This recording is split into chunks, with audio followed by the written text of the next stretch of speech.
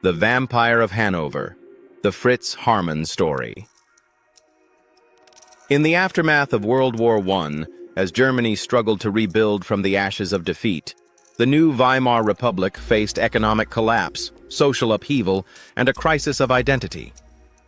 In the industrial city of Hanover, amid the poverty and desperation of this turbulent era, the most vulnerable members of society, young men and boys seeking work, food, or simply a place to sleep, would encounter a predator unlike any in German criminal history.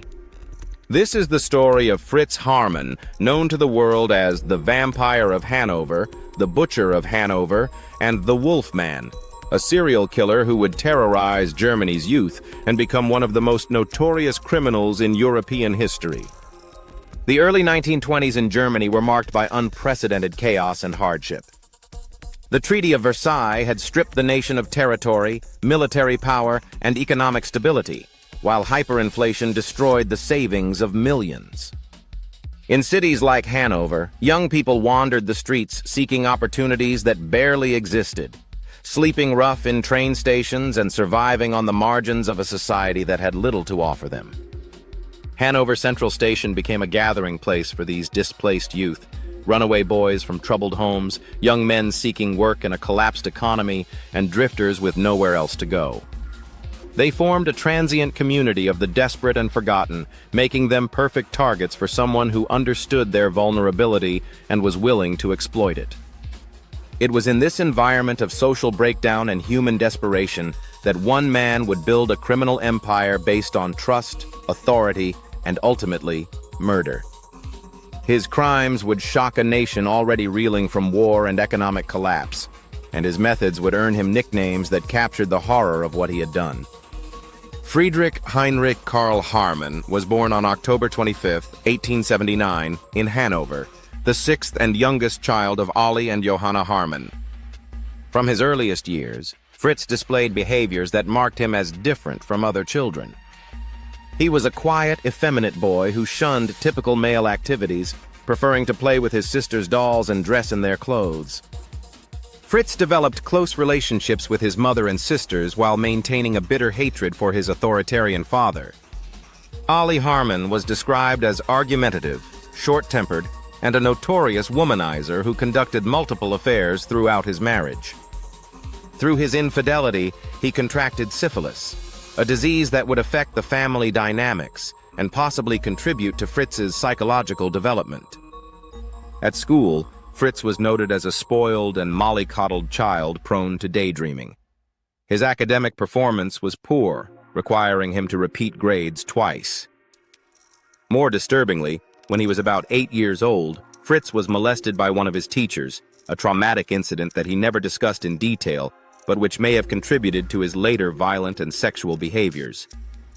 At age 15, Fritz enrolled in a military academy in Breisach, hoping to find structure and purpose in military life. Initially, he adapted well to military training and performed admirably as a trainee soldier. However, after 5 months of service, he began experiencing periodic lapses of consciousness that medical professionals initially diagnosed as anxiety neurosis. By October 1895, these episodes were reclassified as being equivalent to epilepsy, a diagnosis that would have profound implications for Fritz's future. The following month, he discharged himself from the military and returned to Hanover, where he briefly worked in his father's cigar factory. This early pattern of initial success, followed by medical or psychological breakdown, would repeat throughout his life. The military discharge marked the beginning of Fritz's descent into criminal behavior. At age 16, he committed his first known sexual offenses, luring young boys to secluded areas, typically cellars, where he would sexually abuse them. These early crimes demonstrated the predatory instincts that would later escalate to murder. Fritz was first arrested for sexual offenses against children in July 1896. Following additional crimes, authorities decided to place him in a mental institution in Hildesheim in February 1897. A psychological evaluation conducted by Dr. Gert Schmalfuss concluded that Fritz was incurably deranged and unfit to stand trial. This diagnosis of mental illness should have resulted in permanent institutionalization, protecting both Fritz and potential victims from future harm. However, the young man would not remain confined for long.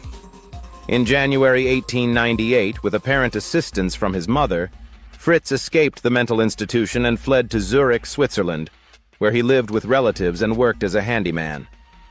For 16 months, Fritz lived a relatively normal life in Switzerland, demonstrating that he was capable of controlling his behavior when removed from familiar environments and stressors. However, in April 1899, he chose to return to Hanover, a decision that would ultimately lead to decades of criminal activity and violence. Upon his return to Hanover, Fritz initially appeared to be pursuing a conventional life. He became engaged to a woman named Erna Lowert, who became pregnant with his child. This period represented perhaps Fritz's most serious attempt at leading a normal, heterosexual lifestyle, conforming to society's expectations. In October 1900, Fritz was called to perform compulsory military service, being deployed to Colmar in Alsace to serve with the No. 10 Rifle Battalion. Throughout this second period of military service, he earned an excellent reputation among his superiors as both an exemplary soldier and skilled marksman. Fritz would later describe this time as the happiest period of his entire life. However, this happiness was short-lived.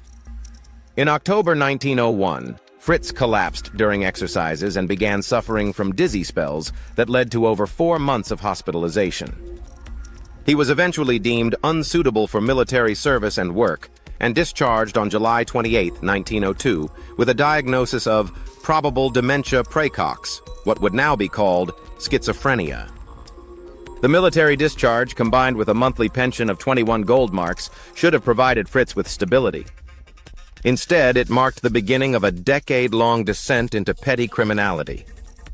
He filed unsuccessful lawsuits against his father, engaged in violent confrontations, and was repeatedly examined by psychiatric professionals who found him morally inferior but not mentally unstable enough for permanent confinement. Fritz's relationship with his fiancée Erna deteriorated when he accused her of having an affair with a student, leading to the termination of their engagement while she was pregnant with his child. With the fishmongery they had established registered in her name, Erna simply ordered Fritz to leave, severing his last connection to conventional society. For the next decade, Fritz lived primarily as a petty thief, burglar, and con artist. Although he occasionally obtained legitimate employment, he invariably stole from employers or customers. Beginning in 1905, he served several short prison sentences for offenses including larceny, embezzlement, and assault, spending the majority of the years between 1905 and 1912 behind bars. In late 1913, Fritz was arrested for burglary and sentenced to 5 years imprisonment. However, World War I would provide him with an unexpected opportunity. Due to Germany's shortage of domestic manpower during the war, Fritz was permitted to work during the day at various manor houses near Rendsburg, returning to prison each evening. Upon his release in April 1918, Fritz moved briefly to Berlin before returning to Hanover, where he rented a single-room apartment. The poverty and desperation he witnessed in post-war Germany provided new opportunities for criminal activity, particularly in the black market trade that flourished around Hanover Central Station. Most significantly, Fritz began establishing relationships with law enforcement as a police informant. Despite his criminal record and known homosexuality, illegal in Germany at the time, he gradually gained the trust of police by providing information about criminal activities in Hanover. This relationship with authorities would prove crucial to his ability to operate as a serial killer for years without detection. Fritz's first known murder occurred on September 25, 1918, when 17-year-old runaway Friedel Roth disappeared after being seen in Fritz's company. When Roth's family pressured police to investigate, officers raided Fritz's apartment in October 1918, where they found him with a semi-naked 13-year-old boy. Fritz was charged with sexual assault and battery of a minor and sentenced to 9 months imprisonment. However, the raid had missed crucial evidence. Fritz later confessed that Friedel Roth's head was hidden behind his stove, wrapped in newspaper, during the police search. This near miss demonstrated both Fritz's boldness and the inadequacy of the initial investigation. While avoiding his prison sentence throughout 1919, Fritz encountered 18-year-old Hans Grans, a runaway from Berlin who had been sleeping rough around Hanover Station. This meeting would prove pivotal to Fritz's criminal career, as Grans would become both his lover and criminal accomplice for the next 5 years.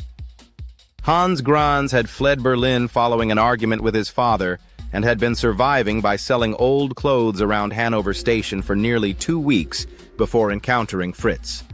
Despite being heterosexual, Grans initiated contact with Fritz with the intention of prostituting himself, having heard of Fritz's homosexuality through local contacts. Fritz invited Grans to move into his apartment, and the young man became his lover and criminal accomplice. Fritz viewed Grans as being like a son to him, claiming he had pulled him out of the ditch and tried to make sure he didn't go to the dogs. However, the relationship was manipulative, with Grans frequently mocking and exploiting Fritz's emotional dependency. After serving his 9-month prison sentence between March and December 1920, Fritz regained police trust and resumed his role as an informant. He and Grans moved into a ground-floor apartment at 8 Neue Strasse on July 1, 1921, located in a densely populated building alongside the Leine River. This location would become the primary site of Fritz's murders over the next 2 years. Fritz's victims followed a consistent pattern: young males between the ages of 10 and 22, most in their mid to late teens, who were lured to his apartment with promises of assistance, accommodation, work, or under the pretense of arrest. At the apartment, victims were typically given food and drink before Fritz committed his signature method of murder.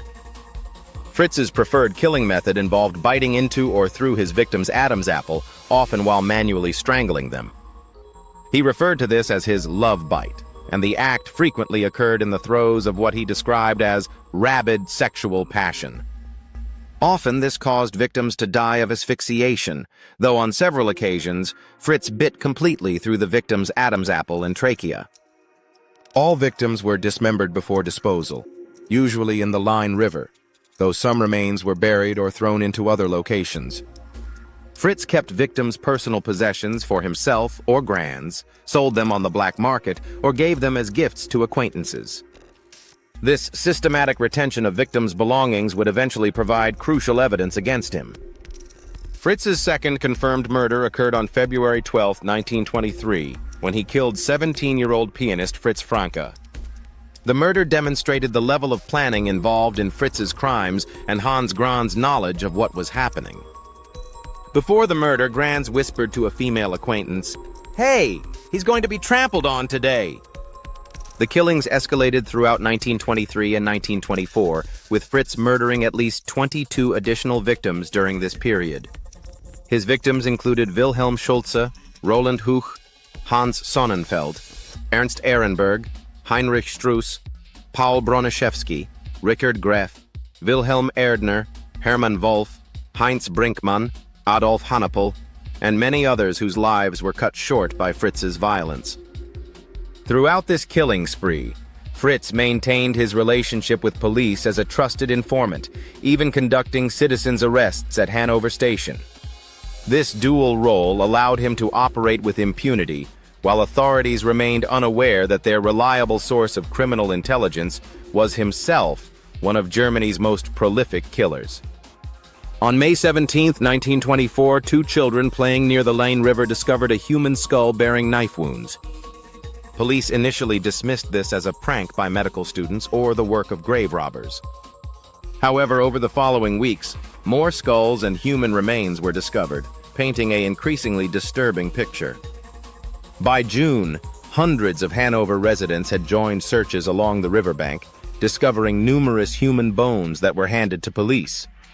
Authorities decided to drag the entire section of river running through the city center, recovering more than 500 human bones and body sections bearing knife striations, confirmed to belong to at least 22 separate individuals. Suspicion quickly fell on Fritz Haarmann, whose criminal record included 15 previous convictions dating back to 1896 for offenses including child molestation and sexual assault. More significantly, he had been connected to the 1918 disappearances of both Friedel Roth and Hermann Koch. Police placed Fritz under surveillance, using 2 young officers from Berlin to avoid detection. On the night of June 26, 1924, undercover officers observed Fritz arguing with 15-year-old Karl Fromm at Hanover Central Station. Fritz then approached police and insisted they arrest the youth for traveling with forged documents. However, Fromm told officers he had been living with Fritz for 4 days and had been repeatedly raped, sometimes at knife point. Fritz was arrested the following morning and charged with sexual assault. A search of his attic apartment revealed extensively blood-stained floors, walls, and bedding. Fritz initially claimed this was due to his illegal trading in contraband meat, but as evidence mounted, his story began to collapse. The turning point came when clothes, boots, and keys found in Fritz's apartment were identified as belonging to missing 18-year-old Robert Witzel. When confronted with this evidence and urged by his sister, Fritz broke down and confessed to what he described as a series of murders committed in rabid sexual passion between 1918 and 1924. Fritz's confession revealed the horrifying details of his methodology. He claimed never to have intended murder, but to be seized by an irresistible urge to bite into or through victims' Adam's apples during sexual encounters. Only one intended victim had ever escaped after Fritz attempted to bite his throat, though this individual never reported the attack to police. Narrator: the dismemberment process, which Fritz found extremely unpleasant, typically took up to 2 days to complete. To fortify himself for this grisly task, Fritz would drink strong black coffee before placing the victim's body on his apartment floor, covering the face with cloth and systematically removing organs, severing limbs, and stripping flesh from bones. The final step involved crushing the victim's skulls with an axe to access the brain, which would be disposed of in the Leine River along with other remains. Fritz insisted that none of the skulls found in the river belonged to his victims, claiming he had almost invariably smashed them to pieces, with only a few exceptions, including his earliest victims and his last, Eric de Vries. When asked how many people he had killed, Fritz claimed somewhere between 50 and 70 victims.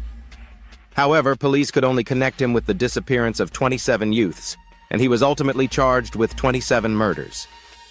Fritz would only confess to killings for which evidence existed against him, once stating, "There are some you don't know about, but it's not those you think." Hans Grans was arrested on July 8, 1924, and charged with being an accessory to murder. Fritz claimed that some killings had been committed at Grans's insistence, particularly when his accomplice coveted victims' clothing or possessions. This testimony would prove crucial in determining Grans' level of involvement in the crimes. The trial of Fritz Haarmann and Hans Grans began on December 4, 1924, and became one of the first major media events in Germany, receiving extensive international press coverage. Fritz was charged with 27 murders and chose to conduct his own defense, acknowledging guilt in 14 cases while claiming uncertainty about the remaining 13 victims.